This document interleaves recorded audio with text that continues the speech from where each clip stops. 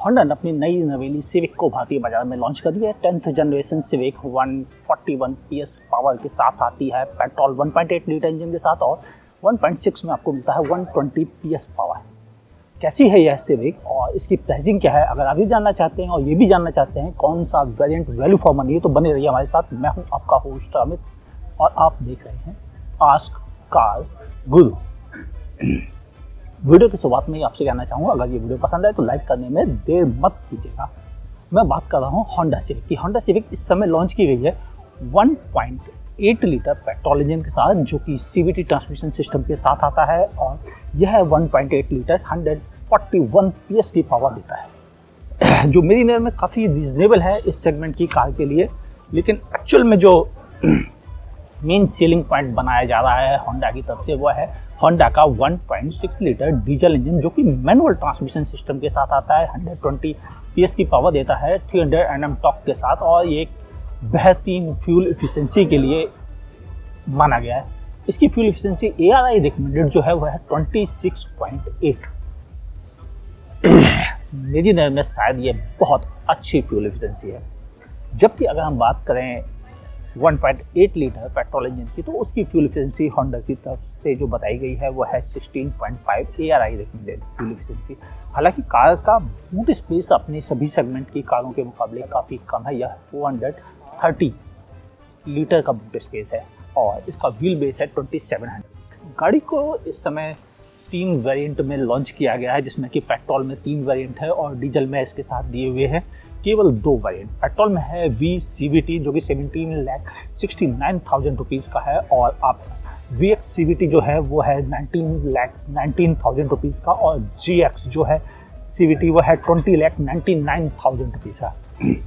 सीधे सीधे 21 लाख रुपीज़ तक जाता है पेट्रोल वेरिएंट। जबकि इसका डीजल जो है वो 20,49,000 रुपीज़ से स्टार्ट होता है अपने VX मैनुअल ट्रांसमिशन में, और GX मैनुअल है 22-29, यानी कि प्राइसिंग जो 1769 से स्टार्ट होती है वह पहुंच जाती है 22-29 लाख तक, जो मेरी नज़र में इस तरह के प्रीमियम सेगमेंट की कार के साथ थोड़ा सा ज़्यादा लग रही है।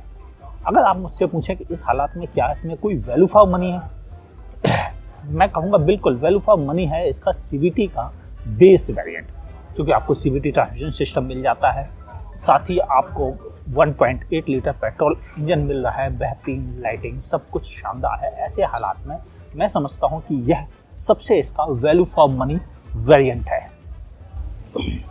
और लगभग काम के तो सभी फीचर्स मिलते हैं। लेन डिपार्चर जो वार्निंग कैमरा है वो नहीं मिलता, कोई फ़र्क नहीं पड़ता, ये इतना इम्पोर्टेंट रह भी नहीं गया है जब आपके पास दोनों आउटसाइड रियर व्यू मिरर अच्छे हैं साथ में।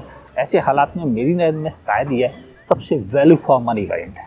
डीजल की बात आते हैं तो ये बात तो मैं कह सकता हूँ, अगर आपको फ्यूल एफिशिएंसी ही आपका मेन मोटो है तो डीजल इंजन आप प्रेफर कर सकते हैं, वो भी टॉप एंड ही लिया जा सकता है। आइदर नहीं, आजकल डीजल की सेल जिस तरह से घटती जा रही है उस हिसाब से मुझे लगता नहीं कि उसे बहुत ज़्यादा वैल्यू फॉर मनी पैकेज में शामिल किया जा सकता है। अब बात करते हैं इस सेगमेंट में। इस सेगमेंट में मैं लेके चलूँ तो इस प्राइस ब्रैकेट में अधिकतर लोग अब SUV खरीदने लगे हैं। इवन खुद जब सिविक इस इंडिया मार्केट छोड़ के गई थी तब भी उसका मेन रीज़न यही था कि इंडिया मार्केट बदल रहा था, वह अब धीरे धीरे SUV की तरफ जा रहा था और सेल धीरे धीरे डिक्लाइन रेशियो में जा रही थी। यही वजह थी सिविक ने 8th जनरेशन के बाद 9th जनरेशन को भारतीय बाजार में दिया ही नहीं। अब दोबारा आई है, एपिक इज बैक कह के। क्या स्ट्रेटजीज होगी? अभी तक जो मुझे इन्फॉर्मेशन मिली है होंडा के ऑफिसर की तरफ से, वो ये कहती है कि इनके पास 1100 बुकिंग्स आ चुकी है, जो कि नियरली 2 टाइम्स है टोटल सेल्स फिगर का इस entry level D segment car के लिए, जो मेरे हिसाब से तो बहुत बड़ी गिनती है। अब इन बुकिंग्स में कितनी मैच्योर होती है ये तो वक्त ही बताएगा, लेकिन हाँ, मेरा पर्सनली मानना है कि ये एक बहुत बड़ी गिनती है होंडा के लिए। हालांकि होंडा ने जब इससे पहले अपनी कार लॉन्च की थी CRV और अमेज, उसमें अमेज तो टॉप 10 सेलिंग कार्स में 5 से 6 महीने तक लगातार बनी हुई, जिसने एक्चुअल में होंडा को बहुत ज़्यादा बूस्ट दे दिया। हो सकता है शायद इसी वजह से होंडा को यह उम्मीद लगी हो कि सिविक भी बहुत अच्छा परफॉर्म कर सकेगी। हाँ, नो डाउट जो बुकिंग गिनती है वह तो बिल्कुल कुछ ऐसा ही इशारा कर रही है।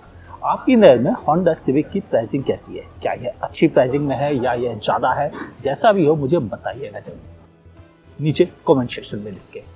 जल्दी हम आपके साथ शेयर करेंगे इसका रिव्यू भी। हाँ, अगर आपको ये वीडियो अच्छा लगा हो तो लाइक करने में देर ना करें, नहीं अच्छा लगा हो आप डिसलाइक कर सकते हैं, मेरी मेहनत को इग्नोर मत कीजिए, लाइक कीजिएगा, अच्छा लगता है। मैं अमित अपने प्रोग्राम में न्यूज़, रिव्यूज़, आपके क्वेश्चन आंसर और नई नई कारों के बारे में बात किया करता हूँ। ऐसे ही बेहतरीन वीडियो देखने के लिए आप हमारे चैनल को सब्सक्राइब कर सकते हैं। सब्सक्रिप्शन का बटन ठीक नीचे है रेड कलर का, अभी दबा दें, बगल में नोटिफिकेशन भी ऑन कर दीजिए। मुलाकात होगी हमारी और आपकी अगले वीडियो में, देखते रहिए आस्क कार गुरु।